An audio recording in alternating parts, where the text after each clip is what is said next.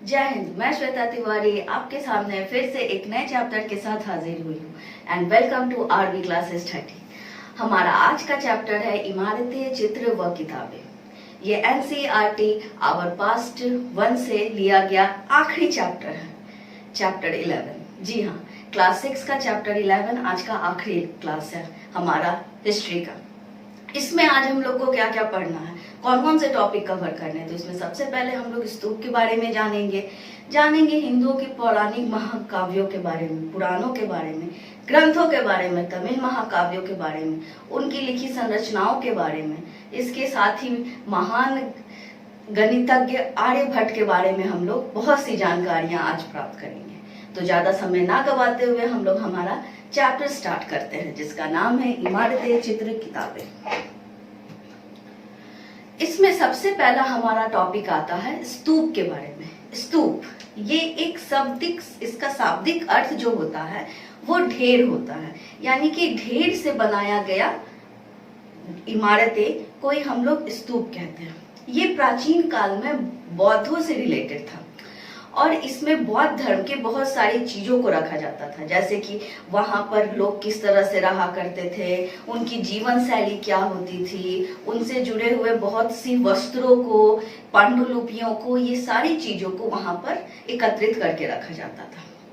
इसके साथ ही अगर हम लोग स्तूप के अंदर जाते हैं तो वहां पर एक छोटा सा डिब्बा रखा होता था, जिसमें बौद्ध धर्म के अनेकों अनुयायियों के शरीर के अवशेषों, उनके द्वारा उपयोग की गई चीजों को ढक के काफी हिफाजत के साथ रखा होता था। स्तूप जो होते हैं वो गोलाकार डिब्बों के समान होते हैं, जिनके चारों ओर पवित्र बौद्ध अवशेषों को रखा जाता है। ऐसा माना जाता है कि प्राचीन काल में बौद्ध जो थे ये इन स्तूपों में ही जाकर प्रार्थनाएं किया करते थे। इसका बनाने का एकमात्र उद्देश्य यह था कि उनके द्वारा उपयोग की गई सारी वस्तुओं को संचित करके रखना, यानी कि अवशेषों को बचा कर रखना। और ये स्तूप जो होते थे वो जैन धर्म और बौद्ध धर्म से ही संबंधित होते थे, परंतु जैन धर्म के आज आधुनिक काल में कोई ज्यादा स्तूप प्राप्त होते नहीं हैं, वो नष्ट प्राय हो चुके हैं। लेकिन बौद्ध धर्म के आज भी स्तूप जो होती है वो बहुत ही ज्यादा जीवंत है। अमरावती का स्तूप, सांची का स्तूप, ये बौद्ध धर्म से रिलेटेड है और ये काफी अपने आप में उस समय की कहानियों को बताते हैं। इसके अलावा सारनाथ में जो स्तूप है उत्तर पूर्वी भारत में सबसे पुराना स्तूप है। तो ये सारे स्तूपों को देखकर हमें ये पता चलता है कि प्राचीन काल में बौद्ध धर्म किस प्रकार से फलीभूत हुआ, कैसे लोग वहां रहा करते थे, किस तरह का उनका परिवेश था, वो किन किन वस्तुओं का यूज करते थे, स्तूप की संरचनाएं कैसी हुआ करती थी। तो स्तूप से हमें ये जानकारी मिलती है। Our next topic is आरंभिक हिंदू मंदिर, यानी कि प्रारंभिक हिंदू के मंदिरों का निर्माण किस प्रकार हुआ, कब से ये मंदिर की शैली शुरू हुई।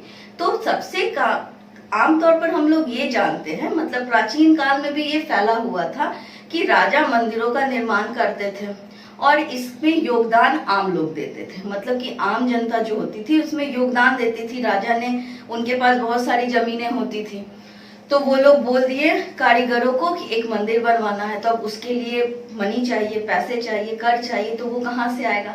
तो आम जनता जो वहाँ के मैंगो पीपल थे उनसे वो लोग क्या करते थे, कर लेते थे मंदिरों को बनाने के लिए। तो सबसे प्राचीन मंदिर जो है ये मुंडेश्वरी देवी का मंदिर माना जाता है, जिसका निर्माण 108 ईसा पूर्व में हुआ था। ऐसे भारत में कुल कितने मंदिर हैं इसका अनुमान लगाना तो काफी मुश्किल है, लेकिन ये एक अनुमान के मुताबिक बताया जाता है कि 10 लाख से भी ज्यादा इंडिया में मंदिर हैं और इनमें से 100 मंदिरों में इतना ज्यादा चढ़ावा चलता है कि भारत के बजट की कुल योजना व्यय के बराबर होता है। यानी कि भारत का जो बजट निकलता है, जिसमें व्यय जो डाला जाता है कि हमें कितना इन्वेस्टमेंट करना है, कितना हमारा खर्च होगा, उतना खर्च केवल इन 100 मंदिरों का चढ़ावा चढ़ता है। मंदिरों के निर्माण में सबसे ज्यादा योगदान जो था संगम वंश के में देखने को मिलता है। संगम वंश जो तमिल भाषा का, तमिल लोगों का एक संगठन था। तो अगर हम लोग साउथ के तरफ चलते हैं या नॉर्थ के तरफ चले या वेस्ट की तरफ चले या ईस्ट की तरफ चले, तो चारों ही इंडिया में हमें अलग अलग टाइप के मंदिरों को देखने का मिलता है, और सारे मंदिरों में सबसे ज्यादा संगम युग के जो मंदिर है वो काफी फेमस है, जिसमें वास्तुकला, चित्रकला, अन्य संबंधित कलाओं का, बहुत सारी चित्रों का, रंगों का, ये सारी चीजों का इसमें यूज किया गया है। मंडप बनाए जाते थे जिसमें से नदियां निकलती थी, स्तंभिक पोर्टल होता था, एक बड़ा सा हॉल होता था, बड़े बड़े स्तंभ होते थे जो करीबन 66 मीटर के हुआ करते थे। इसके अलावा इसमें सभी खंभे जो होते थे जिसमें प्लाई, बेंच, पत्थर के मेहराब, मूर्तियां, इन सबों का यूज किया जाता था। पत्थरों को तोड़कर, काट कर इन मंदिरों को बनाया जाता था। तो इस तरह से हमारे प्रारंभिक मंदिरों का निर्माण हुआ, जो आज भी उस समय के जीवन को, जीवंत कथाओं को बताते हैं, समझाते हैं। इसके बाद अगर हम चले तो अजंता की गुफाओं की तरफ चलते हैं। अजंता की गुफाएं ज्यादातर बौद्ध विहार और बौद्ध भिक्षुओं से संबंधित है। 1500 साल पहले इसका रचना हुआ था, और अजंता की गुफाएं आज महाराष्ट्र में स्थित है, और इसमें 29 चट्टानों को काट कर ये बौद्ध धर्म के लिए स्मारक, ये बौद्ध धर्म का गुफाएं बनाई गई थी।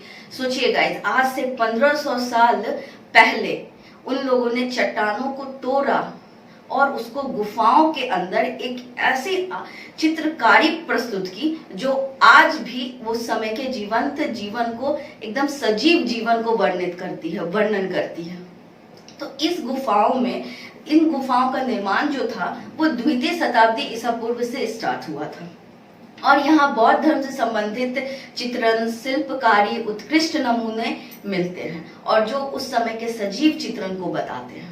इसके अलावा अजंता की गुफाओं का निर्माण द्वितीय शताब्दी से लेकर 6ठी शताब्दी के मध्य सातवाहन वंश एवं वाकाटक वंश के राजाओं ने करवाया था। यानी कि सातवाहन से जो शुरू हुआ वो आगे चल के वाकाटक वंशों के बीच में हुआ। अब यहाँ पर ये होता है कि क्वेश्चन आता है कि अजंता की गुफाओं का निर्माण कार्य किसने प्रारंभ किया था? तो सातवाहनों ने। और ये कब तक चला? तो वाकाटक वंशों ने, वाकाटक वंश के कालों तक ये चलता रहा।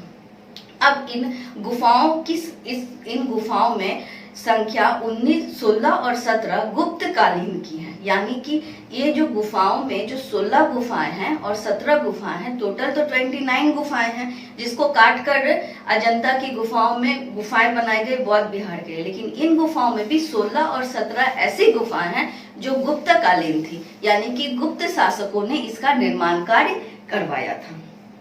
और गुप्त, सातवाहन, वाकाटक राजवंशों के काल में लगभग 850 वर्ष की अवधि में इसका निर्माण हुआ था। यानी कि तीनों वंशों के मिलने के पश्चात 850 ईस्वी में इसका निर्माण कार्य पूरा हुआ, जो द्वितीय शताब्दी से स्टार्ट हुआ था। कहा जाता है कि 1819 में इन गुफाओं की खोज इस इलाके के शिकार करने वाले एक अंग्रेज अफसर ने किया था। यानी कि अंग्रेज अफसर अंग्रेज जब भारत पे आए थे, हमारे भारत को पराधीन कर लिए थे, आजादी उसकी चली गई थी, गुलाम था हमारा देश, तब उस समय अंग्रेज अफसर जो थे, उस समय काफी शिकार का प्रचलन था, तो उधर शिकार करने के लिए गए थे। तो उसी शिकार करने के क्रम में ये अजंता गुफाओं का जो है हमें पता चला, हमारे छवि में आया, हमारे इतिहास में आया, और इस तरह से हमें पता चला बौद्ध धर्म के बारे में, उस समय के जीवन के बारे में, उनकी कार्यशैली के बारे में, गौतम बुद्ध के बारे में। इसके बाद हम चलते हैं तो पढ़ते हैं कि इन गुफाओं में चैट यानी कि कक्ष या मठ होते थे, जो भगवान बुद्ध और विहार को समर्पित किया जाता था। इनका उपयोग बौद्ध भिक्षुओं द्वारा ध्यान लगाने में और गौतम बुद्ध की शिक्षाओं का अध्ययन करने में किया जाता था। तो इस प्रकार हम देखते हैं कि इस गुफाओं का यूज उन लोगों ने क्यों किया? सबसे पहले तो ध्यान लगाने के लिए, क्योंकि गौतम बुद्ध ने कहा था कि अगर हम दुखी हैं तो इसका प्रमुख कारण ये है कि हमारी इच्छाएं हैं, हमारी लालसाएं हैं। अगर हमारी लालसा ना हो, हमारी इच्छा ना हो, तो हमें कभी दुखी नहीं होना चाहिए। और हमें ज्ञान प्राप्ति करना है तो सर्वप्रथम हमें अपने घर का त्याग करना होगा। तो इंसान घर त्याग करने के लिए इन्हीं गुफाओं में शरण लेते थे और इन्हीं गुफाओं में वो जाकर ध्यान लगाते थे, सत्य की खोज करते थे, गौतम बुद्ध की दी हुई शिक्षाओं का पालन करते थे, अध्ययन करते थे, उन पर रिसर्च किया जाता था। तो ये सारी चीजें जो थी वो लोग इन विहारों के अंदर किया करते थे। अब हम लोग पढ़ेंगे महाकाव्य और पुराणों के बारे में। लगभग 1800 साल पहले तमिल महाकाव्य शिल्पाधिकारम की रचना की गई थी, जिसमें कोवलम एक व्यापारी और माधवी उसकी पत्नी या प्रेमिका के बारे में उनकी प्रेम कथाओं का वर्णन किया गया है। इसमें बताया गया है कि व्यापारी अपनी पत्नी के साथ मदुरै चला गया था, जहां पांड्य राजा के द्वारा झूठे आरोप में उसे मृत्यु दंड दे दिया गया था और कन्नगी जो उनकी प्रेमिका थी ये रोष में आके पूरे ही शहर को बर्बाद कर दी थी। तो इस प्रकार से महाकाव्यों में हमें बहुत सारी उस समय के राजाओं के बारे में, उस समय के समाज के बारे में, प्रथाओं के बारे में अध्ययन पड़ता है। अब महाकाव्यों की बात किए हैं तो रामायण और महाभारत कैसे छोड़ सकते हैं। रामायण और महाभारत भी बहुत बड़े महाकाव्य हैं। महाभारत की रचना आज से 1500 साल पहले महर्षि व्यास के द्वारा की गई थी, जिसका उद्देश्य था हस्तिनापुर की गद्दी को प्राप्त करना। इसमें सारे लोगों ने यानी कौरवों और पांडवों के बीच में अंधाधुंध लड़ाइयां हुई थी, एक से एक औजारों का यूज किया गया था। तो ये सारी घटनाओं को हम लोग महाभारत में जानते हैं। रामायण जिसमें प्रभु श्री राम ने लंका पे चढ़ाई की थी एक राक्षस को मारने के लिए, जिन्होंने उनकी पत्नी का हरण कर लिया था। तो ये सारे महाकाव्य जो होते हैं हमें बहुत सी जानकारियां देते हैं उस समय के समाज के बारे में, उस समय के लोगों के बारे में, पेशाएं क्या थी, उनका व्यापार क्या था, किस तरह से उन्नति होती थी। इसके अलावा अगर हम पुराणों की बात करें तो पुराणों का अर्थ होता है प्राचीन। प्राचीन का मतलब एंशिएंट। और इसमें हम लोग क्या क्या पढ़ते हैं तो इसमें विष्णु, शिव, दुर्गा की कहानियां मिलती है हमें, सृष्टि एवं राजाओं की कहानियां मिलती है, स्त्री व शूद्रों की दशाओं की कहानियां मिलती है। तो ये सारी कहानियां जो होती हैं हमें पुराणों से प्राप्त होती है। भागवत गीता होता है, मत्स्य पुराण होता है, गरुड़ पुराण होता है, बहुत से सारे पुराणों की रचना की गई, जिनके कारण हम लोगों को बहुत से ज्ञान, हमें जीने का स्तंभ, ये सारी चीजें प्राप्त हुई। गाइस, इस चैप्टर में हम लोग को केवल इन सारे वर्डों से फैमिलियर होना है। जब हम लोग अपर क्लास में जाएंगे तब हम लोग इन लोग के बारे में और विस्तृत रूप से पढ़ेंगे कि पुराणों कितने होते हैं, पुराणों की निर्माण कार्य किसने किया, उनका विकास कैसे हुआ, कौन कौन से पुराण कौन कौन सी बातें बताते हैं, ये सारी बातें हम कवर करेंगे लेकिन अपर क्लास में। अभी केवल आपको फैमिलियर होना है, महाकाव्य क्या है, महाभारत क्या है, पुराण क्या है, इन सारी चीजों से। अब हम चलते हैं एक महान गणितज्ञ जिसको हम लोग आर्यभट्ट के नाम से जानते हैं। आप लोग को हैरानी होगी गाइस कि जब लोगों को ये पता था कि कॉपरनिकस ने ये खोज किया कि सूर्य स्थिर है और सारे ग्रह उसकी परिक्रमा करते हैं, तो उससे 1000 साल पहले हमारे भारत में एक ऐसे विद्वान पैदा हुए थे जिन्होंने ये रचना पहले ही कर दी थी। ये बात उन्होंने पहले ही बता दिया था कि हमारा जो पृथ्वी है वो सूर्य की परिक्रमा करते हैं, जितने भी ग्रह हैं, जितने भी उल्का पिंड है, वो सारे सूर्य की परिक्रमा करते हैं, उन सारे ग्रहों का निर्माण सूर्य से हुआ है। ऐसे महान धरती पे हम लोगों का जन्म हुआ है। आर्यभट्ट प्राचीन समय के सबसे महान खगोल शास्त्री और गणितज्ञों में से एक हैं। विज्ञान और गणित के क्षेत्र में उन्होंने न जाने कितने सारे काम किए हैं। वैज्ञानिक, आज के वैज्ञानिक भी उनसे प्रेरणा लेते हैं। इसके अलावा आर्यभट्ट उन पहले व्यक्तियों में से थे जिन्होंने बीज गणित यानी कि अलजेब्रा का प्रयोग किया था।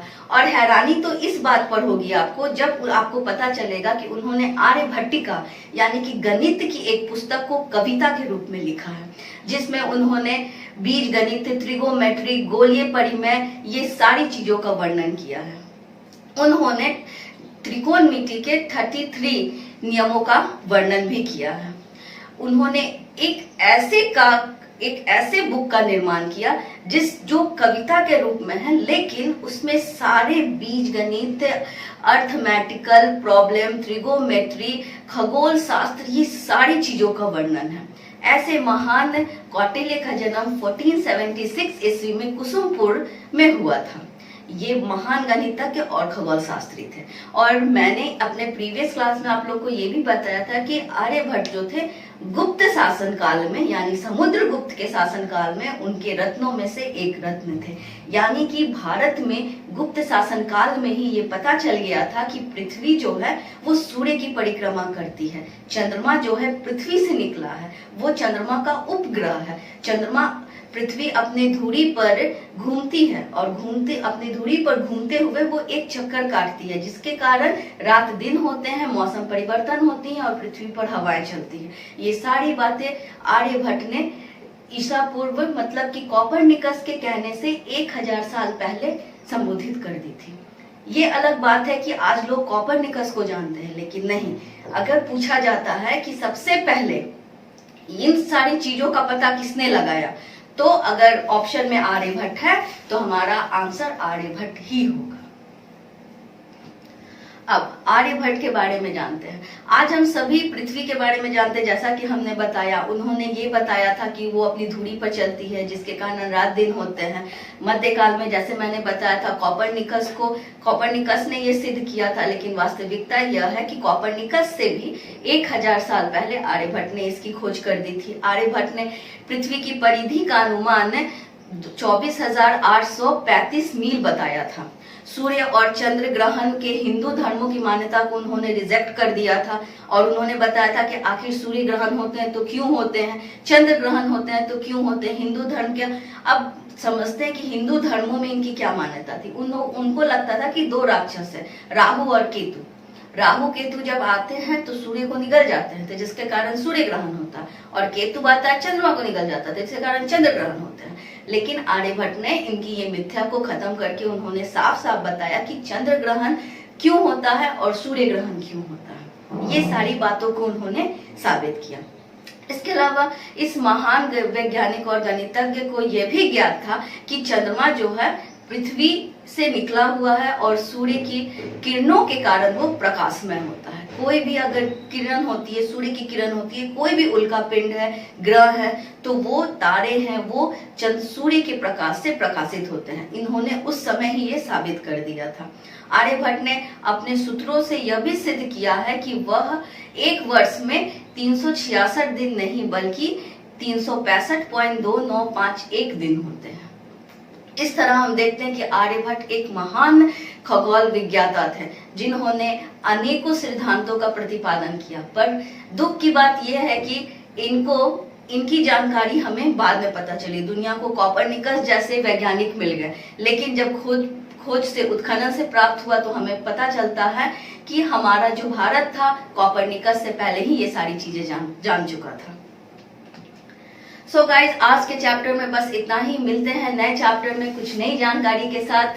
तब तक मेरे चैनल को सब्सक्राइब कीजिए, वीडियोस को लाइक कीजिए और बेल आइकन का बेल बजाना ना भूलें। फिर मिलते हैं। जय हिंद, जय भारत, जय बिहार।